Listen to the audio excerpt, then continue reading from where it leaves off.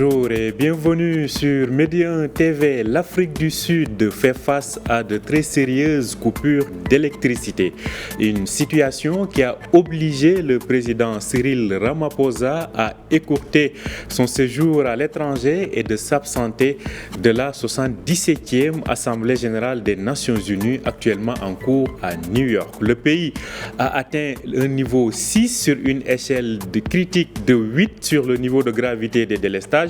Comment expliquer cette situation et surtout son impact sur l'économie sud-africaine, la première du continent, sans parler des tensions sociales qu'elle provoque. Nous en parlons donc avec notre invité. Il s'agit de François Conradi. Il est économiste senior à l'Oxford Economics Africa. Il est basé dans la ville du Cap. Bonjour à vous et bienvenue François Conradi.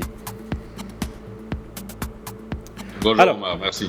Merci. Alors, ça paraît quand même un peu surprenant pour une puissance économique continentale comme l'Afrique du Sud qui est aujourd'hui confrontée à des délestages très très sérieux et qui provoquent des tensions. Alors, qu'est-ce qui explique cela? Alors, en bref, ce qu'il explique, c'est que pendant longtemps, il y a eu des délais sur deux grandes centrales à charbon qui étaient en cours de construction. Et pour parer à ces délais, il y a eu plusieurs années pendant lesquelles on n'a pas effectué la maintenance qui était nécessaire sur les autres centrales existantes. Et maintenant, tout ça est en train de se payer dans la forme de coupures régulières, de travaux de maintenance qui doivent être faits en urgence. Et donc un réseau qui est... il n'y a pas assez de génération dans le réseau et pour faire face à ça, nous avons donc des délestages qui sont les plus sérieux que nous avons connus. En ce moment, nous sommes sur ce qu'on appelle Stage 6. Stage 6 veut dire 8 heures par jour sans électricité. Mais ça peut monter jusqu'à Stage 8, qui est une journée pendant laquelle il y a moins d'électricité il y a moins d'heures où il y a du courant que d'heures où il n'y en a pas. Alors, qui parle d'Afrique du Sud pense à ces grandes métropoles. On pense notamment à Johannesburg ou bien le Cap où vous êtes. On pense aussi dans le KwaZulu-Natal à Durban. Est-ce que ces coupures d'électricité sont localisées dans les parties les moins contributives, qui contribuent le moins à l'économie? Ce que je veux dire par là, est-ce qu'elle est plus concentrée dans les petites villes ou même les grandes agglomérations sont concernées? Non, c'est national, donc c'est tout à fait distribué de façon équilibrée sur l'ensemble du pays. Il y a certaines exceptions dans les cas où des municipalités ont des capacités de stockage qui sont propres à la municipalité. Parce qu'il y a un barrage juste à l'extérieur de la ville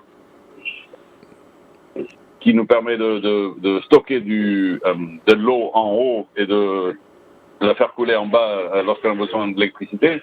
Donc les délestages dans Cape Town sont légèrement moins graves qu'ailleurs dans le pays. Mais et c'est aussi pour ça qu'une partie de la solution que nous allons voir, c'est les municipalités qui engagent des contrats avec des producteurs d'énergie privés.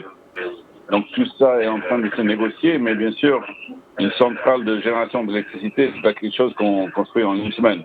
Donc ça va prendre au moins 2 bonnes années avant qu'on voit les fruits de ces discussions. Alors, François Conradi, vous avez parlé tout à l'heure de problèmes de maintenance.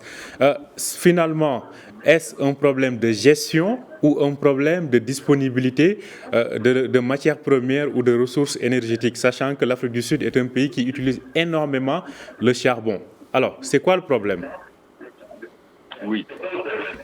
Oui, donc il y a des problèmes de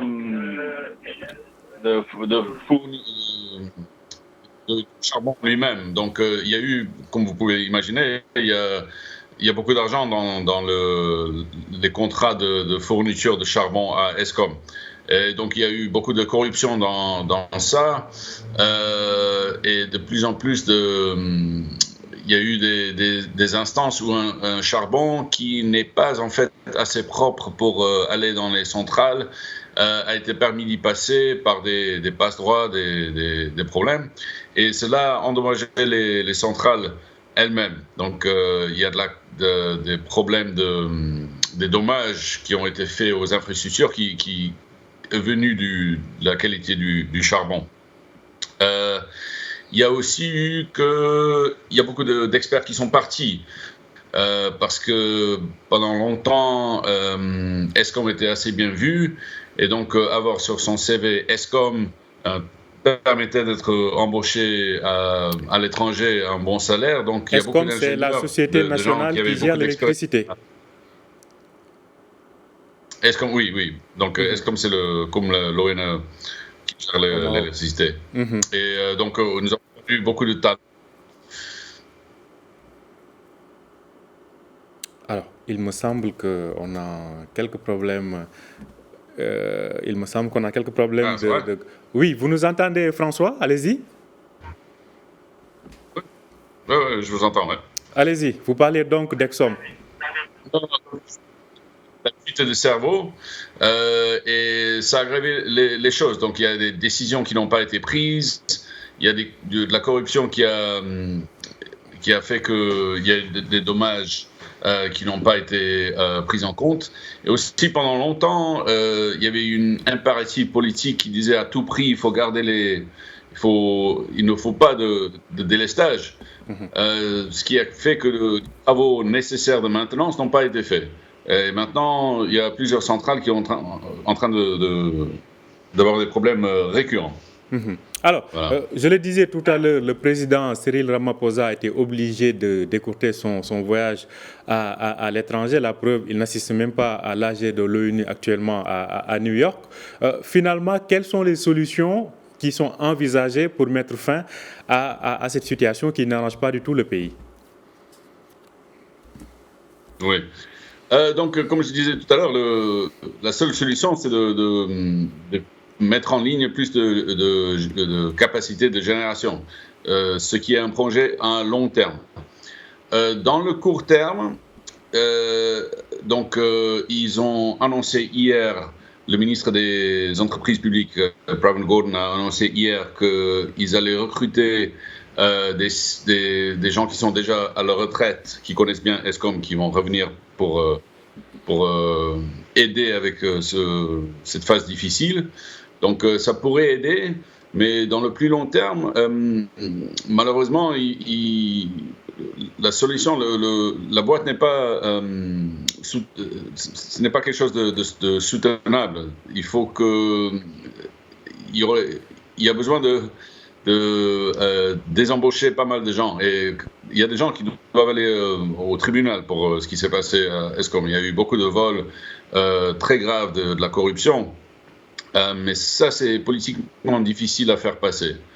Il y a aussi un problème de revenus. Il y a des municipalités qui ne payent pas Eskom pour l'électricité, et encore une fois, ça a été délicat pour l'entreprise de couper l'électricité à toute une municipalité. Mais c'est quelque chose qui doit commencer à se passer pour que l'argent y soit pour la maintenance qu'il faut. Mais dans le plus long terme, on va avoir plus de contrats avec les producteurs privés d'électricité, qui sont déjà présents dans le pays, qui sont beaucoup aussi dans les énergies renouvelables. C'est une bonne chose, mais ça prend du temps. Ça prend du temps. Alors, pendant ce temps, le coût économique, lui, continue, en tout cas la facture économique continue, elle, de s'alourdir. Est-ce qu'on peut avoir de premières estimations par rapport à l'impact économique de ces délestages? Nous en parlions au bureau lundi, donc bien sûr qu'il y avait un très grave impact économique, surtout sur l'industrie. Il y a des sociétés qui tournent à mi-temps pratiquement, parce que quand on travaille sur un ordinateur, encore on peut travailler avec un générateur ou quelque chose, mais les très grandes unités industrielles ont besoin de l'électricité qui vient de Eskom. Donc, pour une estimation, nous, chez Oxford, on n'en a pas pour l'instant. On n'a pas encore changé, mais on va certainement changer l'estimation vers la baisse lors de notre prochain round de projection économique. Ce qui donc n'aura certainement pas amélioré les choses sur le plan de la croissance économique dans le pays. Alors, on imagine que sur le plan social, cela ne fait que renforcer la grogne populaire. On a parlé de manifestations. Qu'est-ce qu'il en est? De quoi en est-il exactement? Oui, donc les manifestations ont été assez petites pour l'instant, mais oui, il y a un grogne, il y a un sentiment d'en avoir marre. Il faut aussi penser au contexte politique dans lequel tout ça se passe. C'est que le président Ramaphosa doit être réélu dans son parti en décembre. Et il fait face, encore une fois, à Nkosazana Dlamini Zuma, qui est l'ex-épouse du prédécesseur de M. Ramaphosa, Jacob Zuma. Elle était ministre des Affaires, ministre de l'Intérieur, et elle, maintenant, à l'intérieur de l'ANC, les adversaires de M. Ramaphosa sont en train d'utiliser ces problèmes d'électricité pour dire, voilà, il faut du changement à l'intérieur du parti. Mais ceux dans le parti qui étaient aux affaires pendant l'époque de M. Zuma sont aussi ceux qui appuient maintenant la docteure Dlamini Zuma pour être présidente de l'ANC et de président de la République. Donc, tout ça est en train d'être instrumentalisé. Donc, les partisans de Zuma blâment Ramaphosa. Les partisans de Ramaphosa soulignent que c'est pendant l'époque de Zuma qu'il y a eu la plus grave corruption à Eskom et le manque de maintenance. Et donc, tout est en train d'être utilisé dans la rue et dans la presse pour influencer cette lutte pour la présidence du pays. Donc finalement, les politiciens ne manquent pas donc de saisir l'occasion pour régler leur compte. Alors, cela dit, quand même il y a une inquiétude par rapport à certaines évolutions dans le pays, c'est en termes de gestion. On a l'impression que la gestion se dégrade d'année en année. Qu'est-ce qui explique cela? Oui, on a l'impression que la gestion se dégrade. Donc, il y a, à l'intérieur de l'ANC, il y a, comme on vient de le voir, l'ANC, c'est un très grand parti où il y a beaucoup de factions, il y a beaucoup de différences. Et tout le monde, à l'intérieur du parti, a pour objectif principal, je dirais, la survie de l'organisation et que l'organisation reste au pouvoir. Donc, pour faire ça, il y a eu depuis que M. Zuma est venu au pouvoir, il y a eu un drame entre lui et son prédécesseur, Thabo Mbeki. Mbeki a viré Zuma en tant que deputy president, vice-président, pour une histoire de corruption. Et après, lorsque Zuma est revenu aux affaires, depuis lors, il est presque impossible pour un des dirigeants du parti de tenir quelqu'un pour responsable d'une instance de corruption, même de vol très grave, et certainement pas pour une question d'incompétence. Donc, il n'y a pas...